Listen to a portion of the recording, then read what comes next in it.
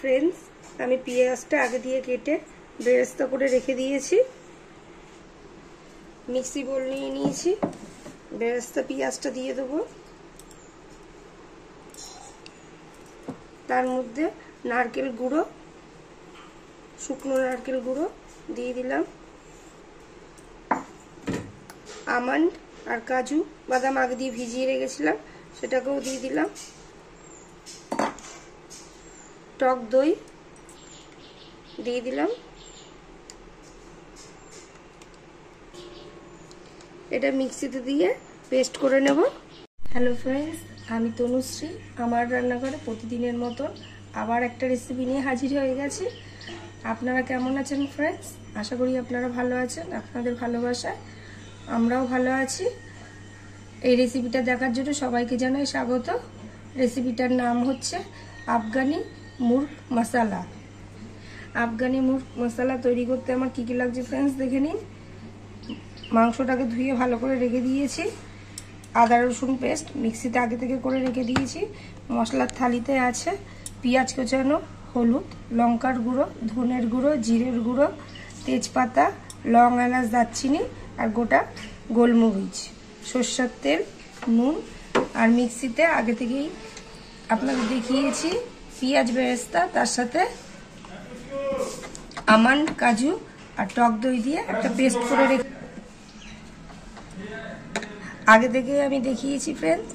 পেঁয়াজ বেরেস্তা, তার সাথে টক দই, আমন্ড আর কাজু, আর মিক্সিতে করে রেখেছি একটা পেস্ট। আগে থেকে গ্যাস অন করে কড়াই বসিয়ে দিয়েছি। খালি কড়াই গরম হয়ে গেছে। কড়াইতে দিয়ে দেবো সরষের তেল। তেলটা গরম হওয়ার জন্য একটু সময় নেব।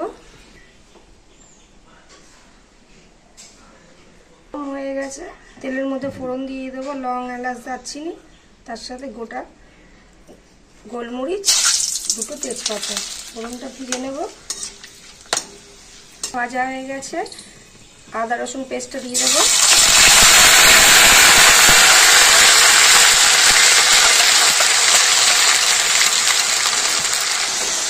আদা রসুন বাটাটা ভেজে নেব।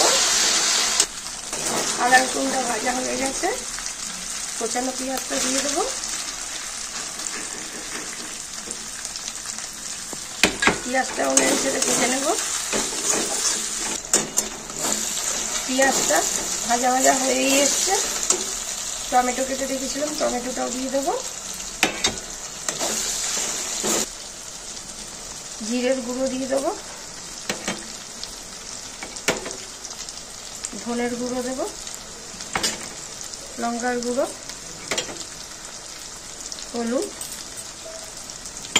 মশলাতে একটু জল দিয়ে ভালো করে কষিয়ে নেব মশলাটাকে। জল দিয়ে মশলাটাকে ভালো করে কষিয়ে নিয়েছি। এবার মাংসটা দিয়ে দেবো।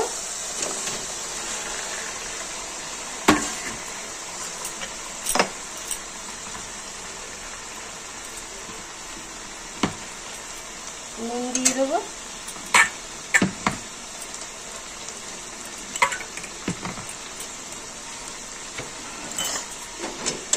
মাংসটা দিয়ে ভালো করে কষিয়ে নেব মশলাটা দিয়ে।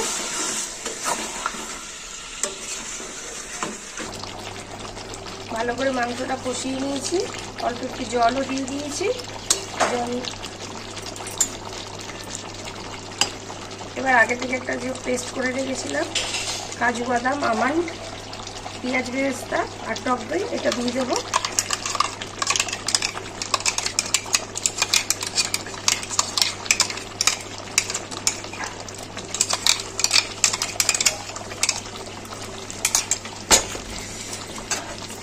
এটা দিয়ে ভালো করে কষিয়ে নেবো একটু।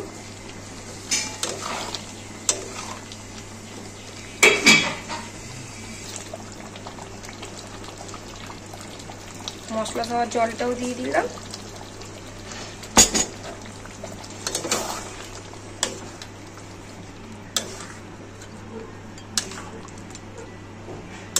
দেখুন কি সুন্দর একটা কালার হয়েছে।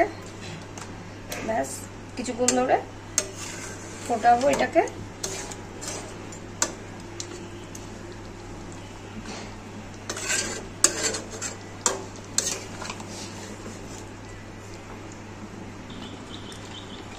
তৈরি হয়ে গেছে ফ্রেন্ডস আমার রেসিপি আফগানি মুর্গ মশলা। নামানোর আগে একটু গরম মশলা উপর দিয়ে ছড়িয়ে দেবো। খুব সুন্দর গন্ধ বেরিয়েছে, কালারটাও এত সুন্দর এসছে।